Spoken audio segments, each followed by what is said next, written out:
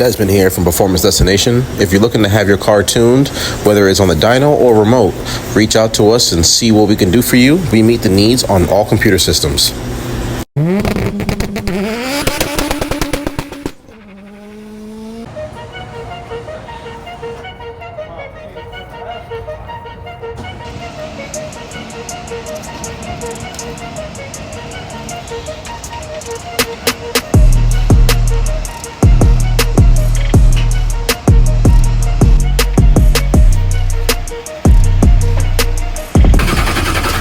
So I got a gauge, I can hook up to it. Okay.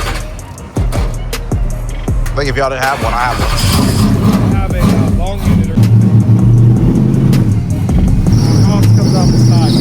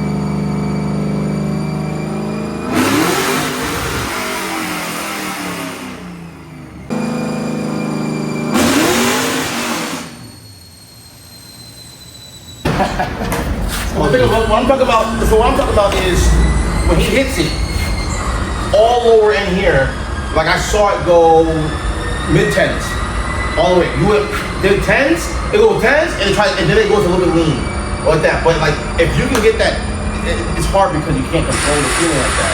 Yeah. So it's kind of hard. It went 10 right off the, like 10, 10, 9. Yeah, and it went then 10. So it needs, if you pull some of that fuel out where we can try to get it to target right where it needs to right away, it would, the torque alone would just the torque alone would jump. It's jumping right now. Yeah. 377, and then that's a big jump of horsepower. That's all like you just draining, so that's all that. Keep pulling it out, keep pulling it out. Just so you can, because just keep seeing repetitive results, repetitive pickup, repetitive. It's not getting any better. Right, you see if it's falling off or you're picking up, and it sounds better, but I can still feel like it still has too much fuel. You can still smell it too. You can still smell it too, so they need to start pulling some more fuel out. All right, sure. Time it's not moving. Yeah, but we're not gonna put it up 2 degrees timing. But we're not gonna change the timing yet. I just want to check it. Yeah, we're not gonna change it yet. You need a 9/16 right? No, half-inch right. If they had a standalone in this, then they could do, depending on standalone, then they can do torque management, they can do traction control, they can do, there's a lot of like custom strategies you could do to be competitive and be ahead of the field. But when there's carbureting like this and no computer, then it's trying to keep it more, the playing field more equal. Traction control is your right foot. Yeah. Or your good crew chief. Yeah. Or your good crew chief. Yeah, so like it takes a lot of that play out of it.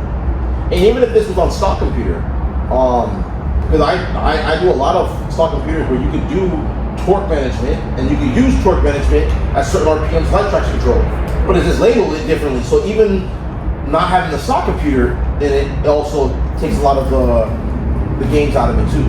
They have an entry-level class, they call it bombers, and they're more modern cars, and they're smaller, and they're all computerized. So We have a Crown Vic show.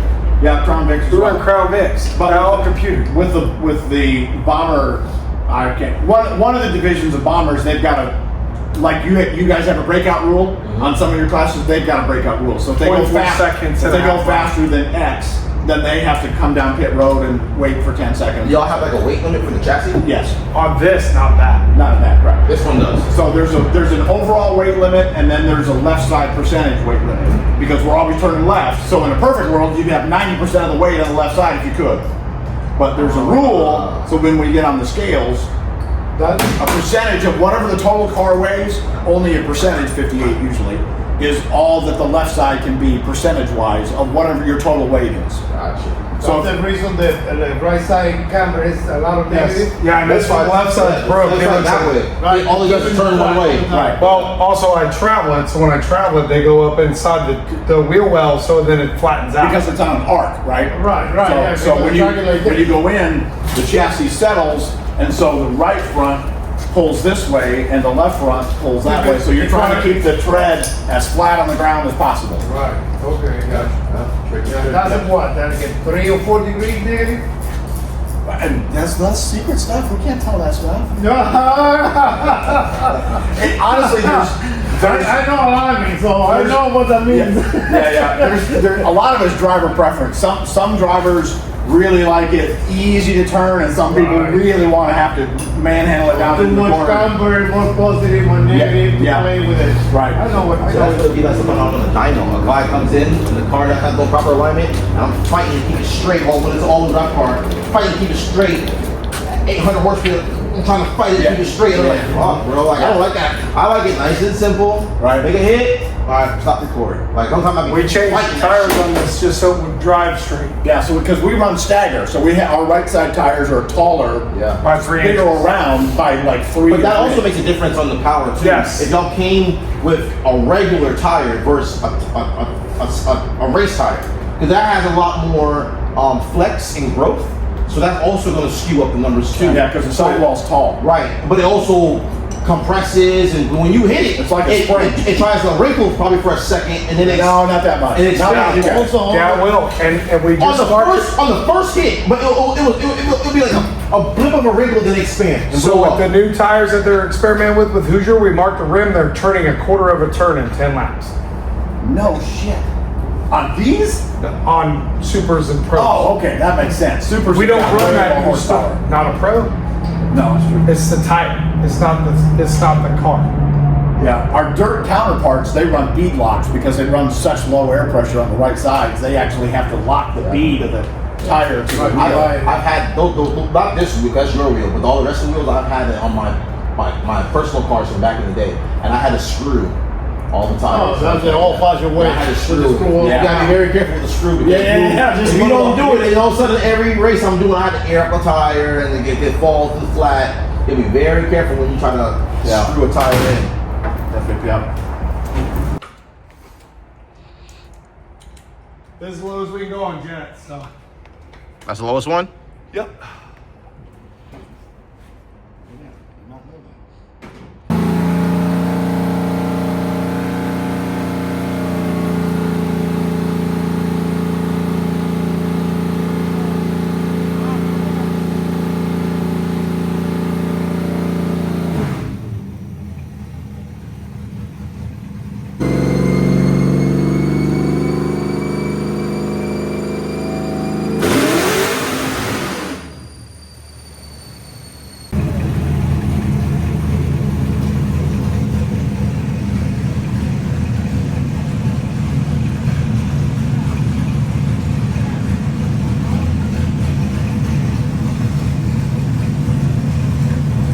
Explain again for the oil for a lot of people that don't know.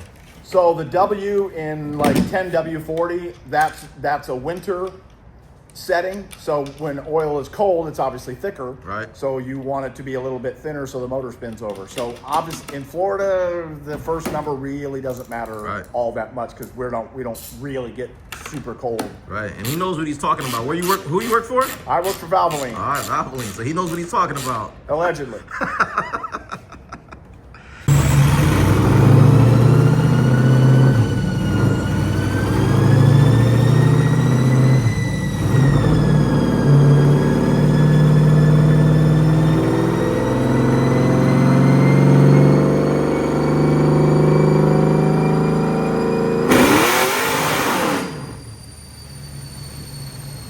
So from the earlier runs, just pulling fuel out, and the car started picking up, you know.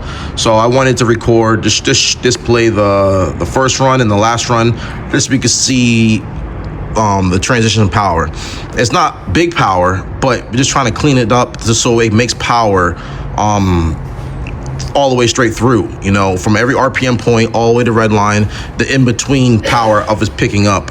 Because to go from, at this point, I'm talking about for this point of the band, 335, 369, 255, 281, you know, it's a good in-between pickup, and you're gonna feel that. It's not gonna feel like it's falling on his face. It's not gonna feel sluggish. The earlier runs in the shop, it was getting very rich in here, and it was smoking up the shop a lot. And you know, and we kind of just be logging the AFR, and we're very soft with the timing, you know. I had very soft with the timing, so I had them just run it as is, and we'll kind of just pull fuel out, pull fuel out, pull fuel out. And once we got to the point where we maximized, where I feel like the AFRs were decent, we're pulling all the fuel out, and then we'll play with the timing. So where we retarded 2 degrees, it lost lost a little bit, you know. So we advanced it, we put it back to where it was, and then we advanced it 2 degrees forward, and then maximize the full potential of everything, and leave it right where it's at, you know. Just want to make sure it runs clean, it's not running fat.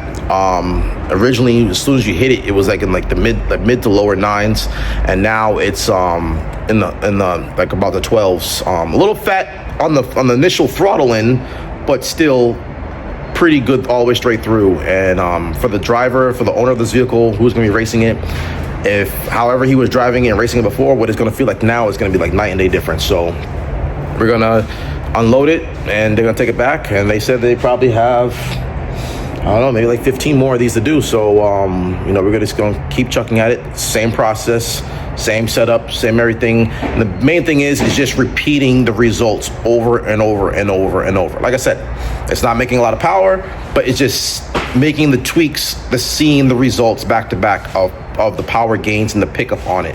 That's the main thing, is seeing how much power it picks up, and where we can optimize the engine, the setup, and for what it is. They're very limited in a lot of things they could do. Can't run aftermarket computer system, so it's all carbureted. So we just gotta change up the jets and adjust the fueling and maximize what we're working with.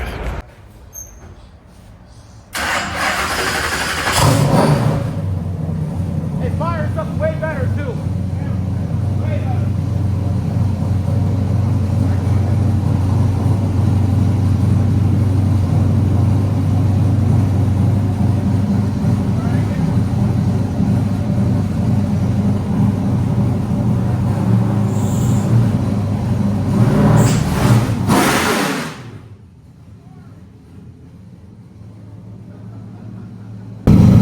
It's so much smoother. I can hear it. It sounds so much smoother.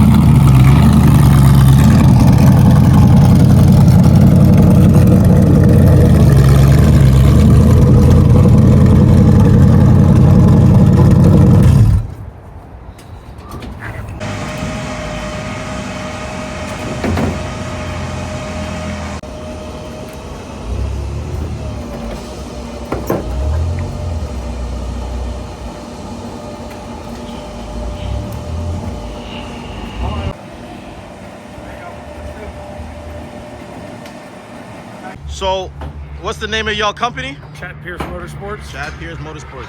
How long y'all been doing this for? Since 2000, so 24 years. What kind of cars and chassis do y'all build? What type of racing? Asphalt oval track, like NASCAR tracks, home tracks, stuff like that. Right. Well, how can they reach you? You have a phone number, website? 407-702-4183. All right, brother. Well, I appreciate you coming through, getting some tuning done.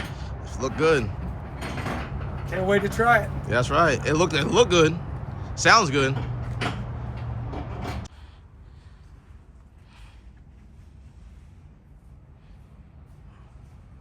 Comes in just like that. After the powder coating, then they start assembling it, building out of nothing. All levels of all type of racing. Everything. Super dope. Super dope. That's the one from earlier today. So cool, so dope. Second highest division.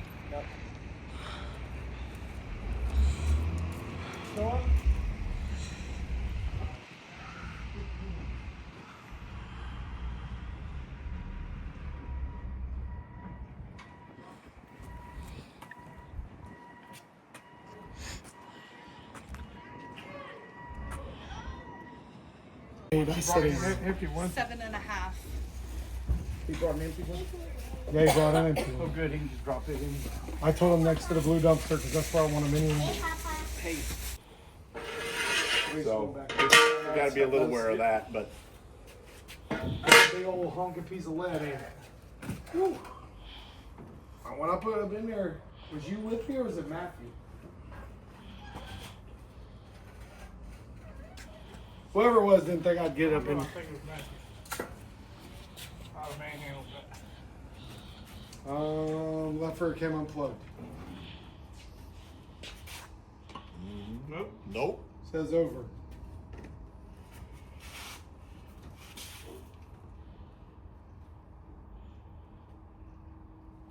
It's plugged in.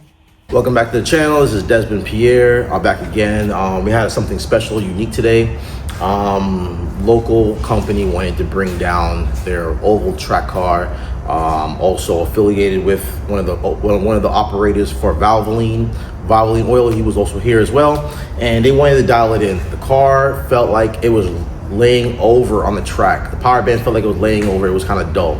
So they called me up. They wanted to come in so they could dial it in and kind of test the different jets for the carburetor, kind of play around the timing. So that's exactly what we did.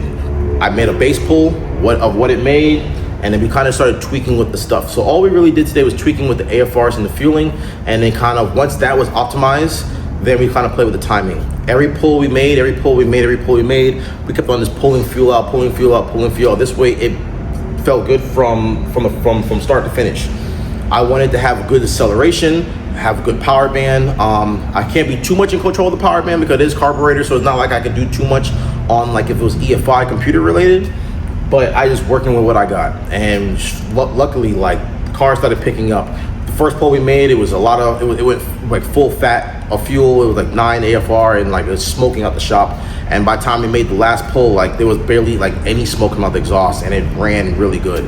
You know, for our baseline, it was 331, 354 foot-pounds of torque, as is how we came in. And then like after we finished it, it was right around 365 horsepower, 385 foot-pounds of torque. And that was also kind of playing with the timing towards the end, so we could optimize everything. That truck sounded amazing. I know the driver, when he get in this vehicle, is gonna run night and day difference. It's gonna feel healthy, it's gonna run strong. He's gonna have a good throttle response on those turns. Whenever he hits on it, it's not gonna feel like it's laying over anymore. You can see the power band is picking up. It's making some nice gains in between. Now, this is not a big horsepower session. That's not what these cars are. These are built motors, but this is a very low compression. This is a 9-to-1 or 9.0 AF like AR for compression ratio. So it's low compression, so it's not high compression, even though it's all motor. But this is not a big horsepower session. This is just to clean it up as is, how it runs, and that's mainly what you do. You clean up the power in between the curve. So as it's picking up, it's running a lot stronger and it's carrying out a lot further as well on the power band. That's the main thing. Same thing with the torque. The torque picks up all in between. That's a huge difference on the torque pickup. So if I was to do, so I can kind of show you to you. So in between those runs, I could check all throughout. In between those runs, at that point, it was making 348 on the first run, and by the end of the last run, it's already making 381 per pounds of a difference. That's a huge difference in torque just by cleaning it all up. Same thing with horsepower. At that point of that RPM point, 281 to 308 The main thing is cleaning up the transition, cleaning it all up. Okay, they could try different headers, they could try different combination of parts, but they just want to run it as is and cleaning it all up. And that's exactly what he did. You know, he was hella excited, hella stout of how much it runs. It sounds different. It's hitting different. Even rolling it off the dyno back into the trailer, it was so much smoother than what it is coming in.